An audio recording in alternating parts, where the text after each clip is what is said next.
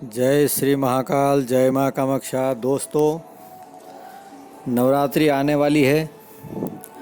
हम चाहते हैं कि नवरात्रि में आप जो भी इच्छा करें, माता रानी आप सभी की इच्छा मनोकामना पूरी करें। दोस्तों, नवरात्रि का समय कोई ऐसा समय नहीं होता है। एक एक दिन, एक एक पल बहुत महत्वपूर्ण रखते हैं। नवरात्रि में करी गई कोई भी सिद्धि, कोई भी साधना, कोई भी जप तप, कोई भी व्रत बिल्कुल सफल होता है। दोस्तों, मैंने एक पहले से ही वीडियो बना रखा है कि जिसमें नवरात्रि में क्या करें, कैसे नवरात्रि में क्या चीज़ करना चाहिए, कैसे सफलता मिलेगा, उस विषय में मैंने जानकारी दिया हुआ है। परंतु एक बार फिर मैंने सोचा कि उसी को अपडेट करते हुए एक बार और कुछ नई बातें बता दूं मैं। दोस्तों, ऐसा है कि नवरात्रि का समय तो यूं ही निकल जाता है। एक दिन, दो दिन, तीन दिन गिनते गिनते 8 9 10 दिन निकलने में कोई समय नहीं लगता।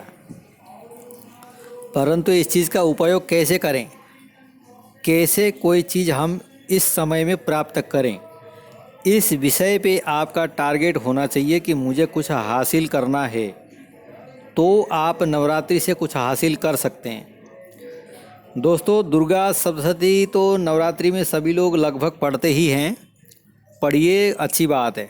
माता रानी का चरित्रों का गुणगान गाइए, बहुत अच्छी बात है।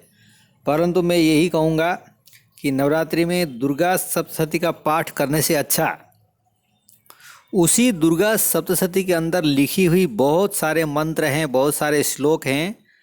आप उन्हीं में से किसी एक अच्छे श्लोक को, जैसा आपको ज़रूरत हो वैसे श्लोक को लेकर के आप उसे सिद्धि कर दें। उसका आप जाप करिए, जितना ज़्यादा से ज़्यादा हो सकता है। 11,000, 21,000, 41,000, 1,15,00,000 जाप कर दीजिए संकल्प ले करके, और जाप करके उसका हवन कर दीजिए। दुर्गा सप्तशती में ही छोटे छोटे श्लोक दिए हुए हैं कि ये इस काम का है, वो इस काम का है, ये इस काम का है बोल करके विद्या प्राप्ति के लिए, वर प्राप्ति के लिए, संतान प्राप्ति के लिए, इच्छित कामना पूर्ण करने के लिए, रोग व्याधि नाश करने के लिए अनेक सारी चीज़ें हैं भाई। दुर्गा सप्तशती एक अपने आप में ही बहुत बड़ा तांत्रिक चीज़ है, बहुत बड़ा मंत्रों का माया जाल है। इंद्रजाल का बाप भी दुर्गा सप्तशती है। इंद्रजाल का बाप जो है दुर्गा सप्तशती है, ये समझ लो। इसीलिए इस समय को आप दुर्गा सप्तशती को पढ़ के व्यर्थ न गंवाएं। ऐसा नहीं कि दुर्गा सप्तशती पढ़ने से माता प्रसन्न नहीं होती है, फल जरूर मिलता है। परंतु दुर्गा सप्तशती आप एक बार पढ़ दो, कोई प्रॉब्लम नहीं है। आप पहले दिन पढ़ दो, चाहे आप 1 2 दिन पढ़ दो, लेकिन दुर्गा सप्तशती का पाठ करने से भी ज़्यादा बढ़िया ये है कि आप दुर्गा के किसी मंत्र की सिद्धि करिए। दुर्गा के किसी मंत्र का सिद्धि करिए, वहीं से कोई एक मंत्र लेकर के उसी मंत्र को आप जागरण करिए, रात में जाप करिए। दिन में हवन करिए, रात में जाप करिए, दिन में हवन करिए, रात में जाप करिए। इस सिस्टम से चलिए, या फिर हवन जाप दोनों एक साथ करते रहिए। और लास्ट दिन में जो भी आपका, जैसा भी आपने संकल्प लिया हो, उस हिसाब से उसका पूर्णाहुति कर दीजिए। अगर आप 9 दिन में अगर नहीं कर सकते हैं तो 9 दिन के बाद भी आप पूर्णाहुति कर सकते हैं। 11 दिन में, 21 दिन में, 27 दिन में, 41 दिन में। वो आपके जाप का क्या सिस्टम है, वो साधना के अनुसार वो आप अपने हिसाब से एडजस्ट करिए। परंतु नवरात्रि के पहले दिन से जो 9 दिन के दिन होते हैं वो बहुत बड़े महत्वपूर्ण दिन होते हैं। परंतु आपका कोई साधना लंबा करना है तो आप जो है 9 दिन के जो पहले दिन है, पहले दिन से ही आप साधना शुरू कर दीजिए। 9 दिन भी आ जाएंगे, और 9 दिन के बाद जो ऊपर के जो दिन हैं वो भी 21 दिन, 41 दिन, 11 दिन, 41 दिन वो भी उसमें आ जाएंगे। तो उस तरीके से आप सफलता पा सकते हैं, बहुत बड़ी सिद्धि हासिल कर सकते हैं। ऐसा नहीं कि आप व्रत रखना हो तो रखिए, नहीं तो एक टाइम आप फलाहार कर सकते हैं, नहीं तो 9 दिन का भी व्रत कर सकते हैं। जैसा आप में क्षमता हो आप उस हिसाब से काम करिए।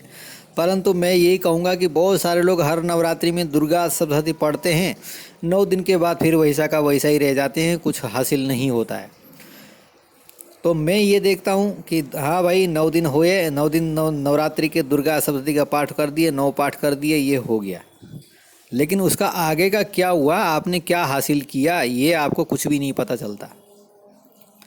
इसीलिए दुर्गा सप्तशती का पाठ करने से ज़्यादा बेहतर है कि आपके पास कोई मंत्र है, शावर मंत्र भी है या फिर कोई तांत्रिक मंत्र है, वैदिक मंत्र है, कोई सा भी मंत्र का आप जाप करिए और जाप करके उस मंत्र को जगाइए।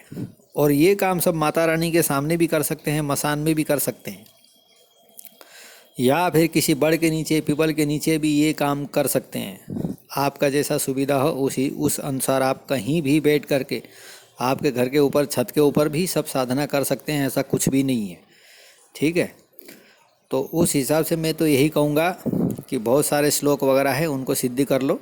इसमें दुर्गा दुर्गा तिसमनी दुर्गापद भी निवारिणी दुर्गा मच्छे दुर्गा साधिनी दुर्गा नाशिनी दुर्गा 32 नाम जो स्तोत्र है वो बहुत ज़बरदस्त पावरफुल शक्तिशाली चीज़, ये हर काम को पूर्ण करने वाला है। आपने बहुत दिन से जो इच्छा कर रखे हैं उस इच्छा को, उस शक्ति को, उस सिद्धि को आप पा लीजिए और नवरात्रि को सफल बनाइए, ना कि जो है आप किताब पढ़ करके ऐसे अमूल्य दिन को ख़त्म कर दीजिए।